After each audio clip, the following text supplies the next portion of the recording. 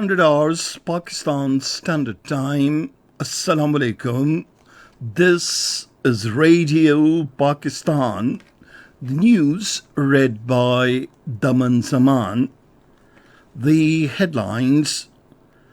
The Prime Minister has exhorted the world leaders to stand together and raise resources to build climate-resilient infrastructure to save future generations. Addressing the United Nations General Assembly, Mohammad Shahbaz Sharif thanked the United Nations Secretary General for visiting Pakistan and assuring his support and assistance for the flood victims. The All Parties Hurriyat Conference has lauded the Prime Minister for robustly raising the Kashmir dispute in his speech at the United Nations General Assembly. The Interior Minister says the government will not allow anyone to take the law into hands.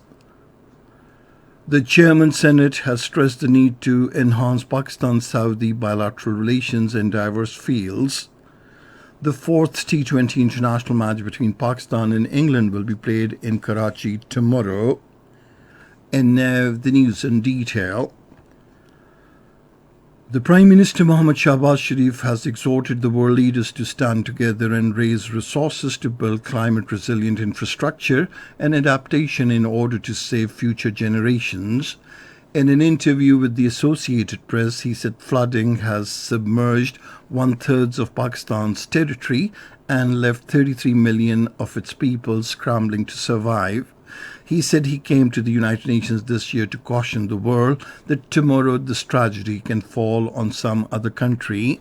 The Prime Minister said the initial estimate of losses to the economy as a result of 3 months flooding disaster is $30 billion. He said the United Nations Secretary General has agreed to his suggestion of holding a donors conference for the flood victims. Prime Minister Shahbaz Sharif has urged the world leaders to come together and act now to deal with the issue of climate change.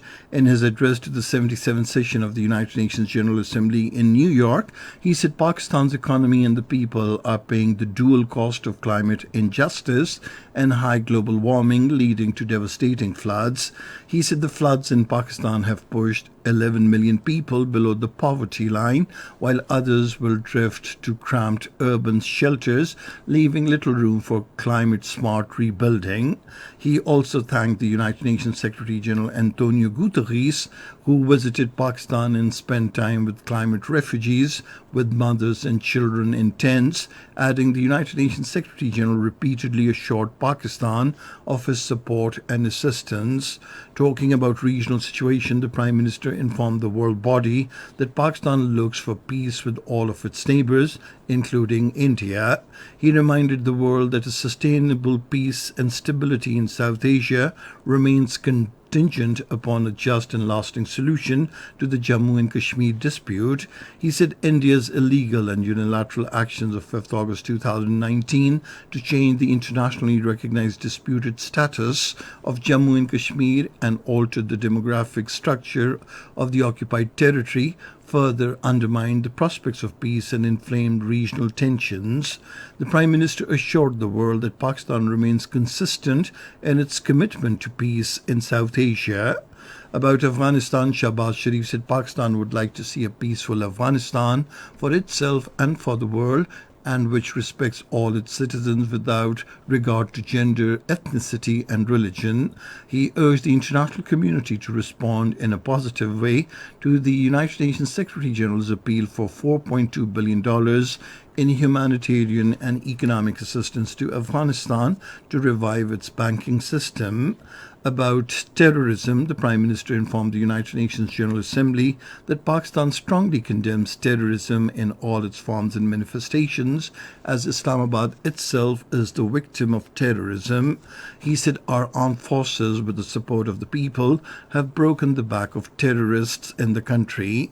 Shahbaz Sharif said Pakistan still continues to suffer terrorist attacks from across our borders, sponsored and financed by its regional adversary, but we are determined to defeat such cross-border terrorism.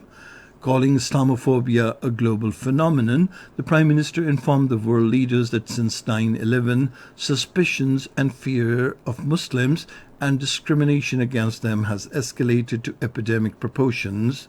About Palestine, Mohammad Shahbaz Sharif said we call on Israel to put an immediate end to the blatant use of force and flagrant violation of human rights of the Palestinian people and the repeated desecration of the holy Al-Aqsa Mosque. He said a just, comprehensive and lasting solution of the Palestinian issue with a viable, independent and contiguous Palestinian state with the pre-1967 borders and Al-Quds Al-Sharif as its capital is the acceptable solution to the issue. The All Parties Hurriyat Conference, while lauding the Prime Minister Mohammad Shahbaz Sharif for robustly raising the Kashmir dispute in his United Nations General Assembly speech, has said Pakistan is true champion of the Kashmir cause and strong advocate of their inalienable right to self-determination. In a statement issued in Srinagar today, the All Parties Hurriyat Conference said the powerful speech of the Prime Minister is a morale booster for the oppressed Kashmiris who are confronting the Indian state terrorism over the past 7 decades. Meanwhile, the All Parties Hurriyat Conference Vice Chairman Ghulam Ahmad Gulzar, in a special message from the Srinagar Central Jail, said Pakistan is the only hope for Kashmiris. He thanked Pakistan and the Organization of Islamic Cooperation for highlighting the plight of the Kashmiri people at the Global Forum. This is Radio Pakistan. The Interior Minister Rana Sanaullah says the government will not allow anyone to take the law into hands. Addressing a press conference in Lahore today, he said courts have already determined the specific places for protest and the government will fully facilitate the Pakistan Tehreek-e-Insaf if the leadership decides to hold peaceful protest at the prescribed places. The Interior Minister said Pakistan Muslim League Nawaz leader Ishaq Dar will come to Pakistan within a week and he will play a constructive role in the economic team of the government. The Chairman Senate Mohammad Sadiq Sanjarani has stressed the need to further strengthen Pakistan-Saudi Arabia close ties in diverse fields. He expressed these views while addressing a ceremony to mark the National Day of the Kingdom of Saudi Arabia, organized by the Saudi Embassy in Islamabad. The Chairman Senate underlined that continued engagement and collaboration required to achieve shared goals. He thanked the Saudi leadership for timely support to Pakistan in helping the flood-affected people. The Chairman Senate also apprised the gathering of the widespread destruction caused by the recent floods and the impending humanitarian crisis. In India, 36 people were killed due to lightning and rains. At least 12 people were struck by lightning, while 24 others were killed after their homes collapsed during unrelenting rains across the northern state of Uttar Pradesh. Russia says it believes that relations with the United States have not degenerated to the point of escalating into a full-fledged nuclear conflict. In a video message, the Russian envoy to the United States, Antonov said Moscow is committed to the principle that there can be no winners in a nuclear war and it should never be unleashed. And now cricket. The fourth T20 international match between Pakistan and England will be played at the National Stadium in Karachi tomorrow. The match will start at 1930 hours Pakistan Standard Time.